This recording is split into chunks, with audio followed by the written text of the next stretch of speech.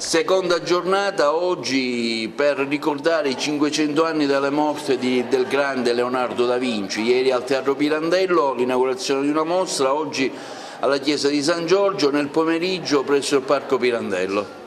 Sì, continuano le iniziative programmate dal Liceo Scientifico e Linguistico Leonardo di Agrigento. Oggi siamo qui nella Chiesa di San Giorgio, questa chiesa che è stata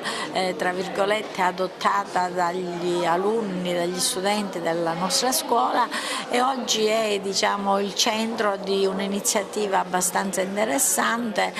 a parte la mostra dei lavori realizzati dagli alunni che ricalcano un po' quelle che sono state le invenzioni principali di Leonardo da Vinci. C'è oggi una mostra estemporanea fatta dai ragazzi dove rielaborano il volto della Gioconda, però cambiando lo sfondo. Lo sfondo diventa il panorama che si vede dalla piazza antistante alla Chiesa San Giorgio e quindi la chiesa stessa. È un modo per mettere al centro un patrimonio meraviglioso che è questa chiesa e che va valorizzata sempre più. Un grazie va ai docenti che hanno saputo guidare gli alunni in questo percorso che da alcuni mesi li vede impegnati in varie attività. È un modo per far capire ai giovani anche come così come ha fatto Leonardo, che è partito da un'infanzia un po' difficile e poi grazie al suo talento e al suo genio viene riconosciuto come un grande personaggio nel mondo intero, e così anche loro devono mettere in evidenza quelle che sono le loro capacità, i loro talenti e cercare di fare il massimo di quello che la vita può dare. Ho curato la direzione artistica di questo evento, è un evento che ha visto la prima giornata ieri proprio al Teatro Pirandello, questo excursus che ha ricordato questo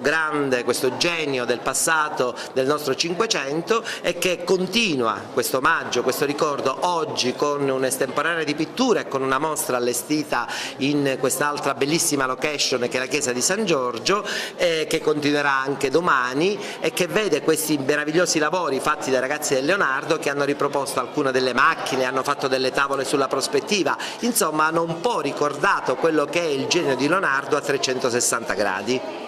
Il Leonardo presenta Leonardo, un momento molto importante nella chiesa di San Giorgio, che è un luogo che ben riesce a conciliare anche l'aspetto storico, quello artistico, architettonico legato alle opere di Leonardo da Vinci. Un gemellaggio che ormai si prolunga nel tempo tra l'arcidiocesi e il liceo Leonardo, tra i beni culturali e la valorizzazione che la scuola vuole fare. Un'occasione molto importante per i ragazzi per dire ciò che riescono ad apprendere a scuola, ciò che riescono a elaborare alla luce anche del titolare del loro istituto. È un evento veramente bello quello che è stato organizzato, Leonardo si distingue sempre e come possiamo vedere dei ragazzi sono proprio messi alla prova e realizzano queste meravigliose tele proprio con lo sfondo della Valle dei Templi o comunque della nostra bellissima Agrigento, che va sempre di più comunque valorizzata, amata e apprezzata da tutti.